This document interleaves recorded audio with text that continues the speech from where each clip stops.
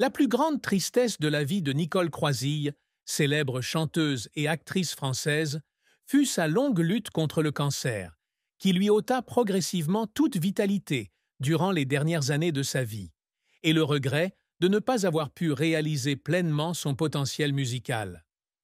Née le 9 octobre 1936 à Neuilly-sur-Seine, en France, Croisille mena une vie passionnée par les arts, avec une voix chaleureuse et des talents variés en danse, théâtre et chant. Cependant, comme elle l'a confié dans une interview à Paris Match en 2017, elle a toujours eu le sentiment de ne pas avoir atteint les sommets dont elle rêvait dans la musique, en grande partie à cause de sa dépendance aux musiciens et aux compositeurs, ainsi que de problèmes de santé vocale. Le cancer, révélé par France Dimanche en 2023, a contraint Croisille à subir une chimiothérapie douloureuse qui lui a laissé des cheveux et a affaibli son corps. Dans une interview accordée à RTL en 2023, elle a parlé franchement de ses intentions. Quand je ne serai plus indépendante, je partirai vite.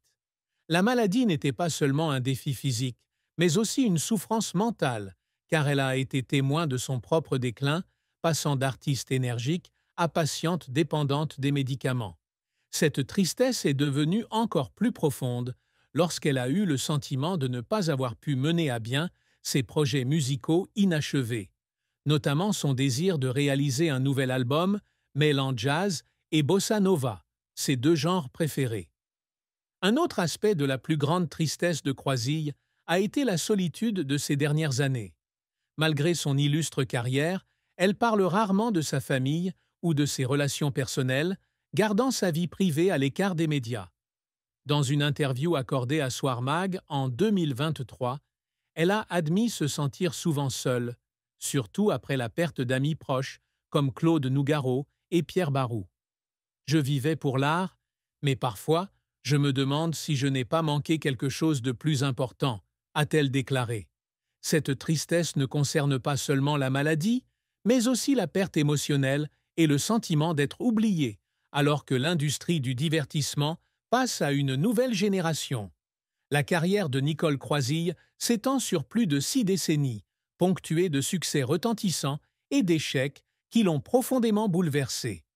Dès son plus jeune âge, Croisille a fait preuve d'un talent artistique exceptionnel. À 8 ans, elle est entrée danseuse à l'Opéra de Paris, mais son rêve de devenir Petit Rat, danseuse classique professionnelle, a été contrarié par son père, directeur d'agence de voyage. Elle a donc étudié la dactylographie à l'école Pigier, mais a secrètement poursuivi sa passion en suivant des cours de danse à la Comédie-Française et en étudiant le mime avec Marcel Marceau. En 1957, à 20 ans, elle a accompagné Marceau lors d'une tournée en Amérique du Sud, une expérience qui lui a ouvert les portes d'une carrière internationale. Croisille connaît son plus grand succès en 1966, avec sa contribution à la bande originale d'Un homme et une femme de Claude Lelouch, aux côtés de Pierre Barou. La chanson-titre, au son d'Abadabada, si particulier, devient un phénomène mondial, disque d'or aux États-Unis et lui assure une renommée internationale. Son solo, Today It's You, et ses duos avec Barou la propulsent vers de nouveaux sommets. Le film remporte un Oscar et Croisille est comparée à des légendes comme Judy Garland pour sa voix soul. Dans les années 1970, Croisille sort des albums à succès tels que Partir, 1974, Femme, 1975, et La femme et l'enfant, 1977. Des chansons comme Une femme avec toi, Téléphone-moi et Parlez-moi de lui deviennent des tubes en France et en Europe. En 1976, elle fait ses débuts à l'Olympia, une étape importante dans sa carrière. Ses albums Jazzville, 1986, et Black et Blanche, 1991, expriment son amour pour le jazz et la musique afro-américaine, avec des collaborations avec des artistes tels que Manu Dibango et Toots Thielemans. Outre la musique, Croisille brille également au cinéma. Elle joue dans 24 films entre 1961 et 2005, principalement dans des productions de Claude Lelouch, comme les uns et les autres, 1981, Les Misérables, 1995, et Itinéraire d'un enfant gâté, 1988. Elle apparaît également dans des comédies musicales comme Hello, Dolly, 1992, et Cabaret, ainsi que dans des émissions de télévision comme Dolmen, 2005. En 2010, elle reçoit la Légion d'honneur des mains du ministre de la Culture, Frédéric Mitterrand, en reconnaissance de sa contribution à la culture française. La carrière de Croisille n'est cependant pas exempte de revers. Dans les années 1960, alors que le mouvement yéyé dominait la scène musicale française, elle peinait à se faire une place. Ses premiers singles, Hallelujah, I Love Her So, une reprise de Ray Charles, et Nous les amoureux, ne rencontrèrent pas le succès escompté. Elle confia dans une interview en 2017 que cette période la laissait rejeter et la faisait douter de son talent.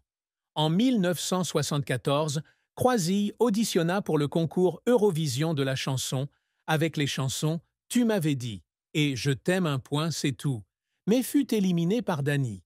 Cette défaite la laissa en larmes, sentant sa chance de se faire un nom sur la scène internationale perdue. Sa santé vocale était également un défi majeur. En 1978, après des années de concerts ininterrompus, elle dut subir une opération des cordes vocales suite à un surmenage vocal. Dans une interview accordée à TV5 Monde, elle a confié que la période de convalescence après l'opération avait été une période où elle se sentait perdue. Les longues nuits passées à se demander si elle chanterait à nouveau un jour la faisaient pleurer. La maladie de Ménière, une maladie de l'oreille interne qui provoque des étourdissements et une perte auditive, a également affecté sa carrière.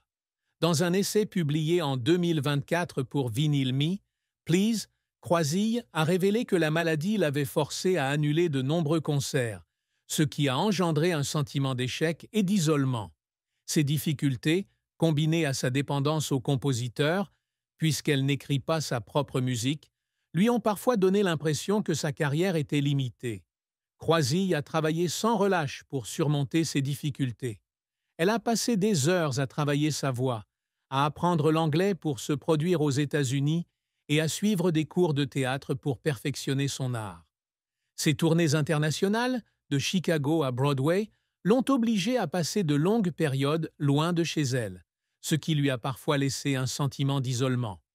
Dans une interview accordée à Pure Charts en 2011, elle a confié qu'il lui arrivait de pleurer dans sa chambre d'hôtel après une représentation, par manque de sa famille et par crainte de l'avenir. Son plus grand accomplissement fut son retour sur scène à 70 ans avec Nougaro, le jazz et moi, 2006, un hommage à Claude Nougaro. La préparation du spectacle, qui impliquait de réapprendre des chansons complexes et de travailler avec un groupe de jazz, était épuisante. Elle a confié qu'il y avait des répétitions où elle pleurait parce qu'elle se sentait incapable de se débrouiller, mais que son amour pour la musique la soutenait. La triste fin de la vie de Nicole Croisille fut le déclin progressif de sa santé et de sa carrière au cours de ces dernières années, qui la força à affronter la réalité. Elle ne pouvait plus se produire comme avant.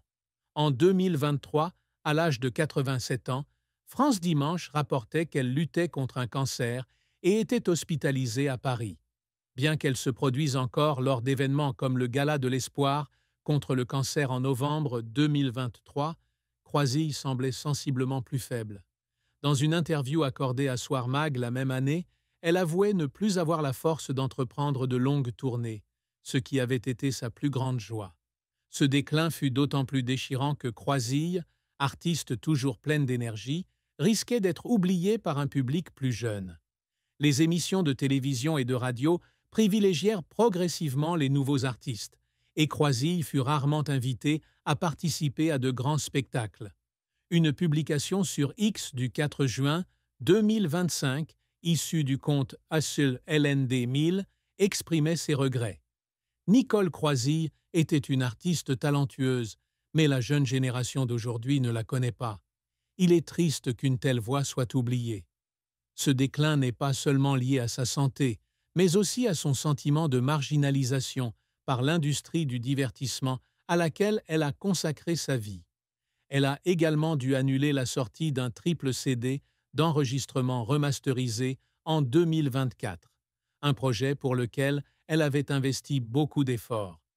Dans une interview accordée à RTL, elle a déclaré « Je voulais laisser un héritage musical, mais je n'ai probablement plus le temps ».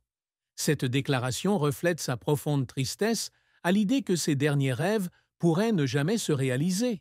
Cette triste fin, bien qu'il ne s'agisse pas d'un décès, a été une période durant laquelle Croisille a dû faire face à sa propre fragilité, contrastant fortement avec l'image forte qu'elle s'était forgée.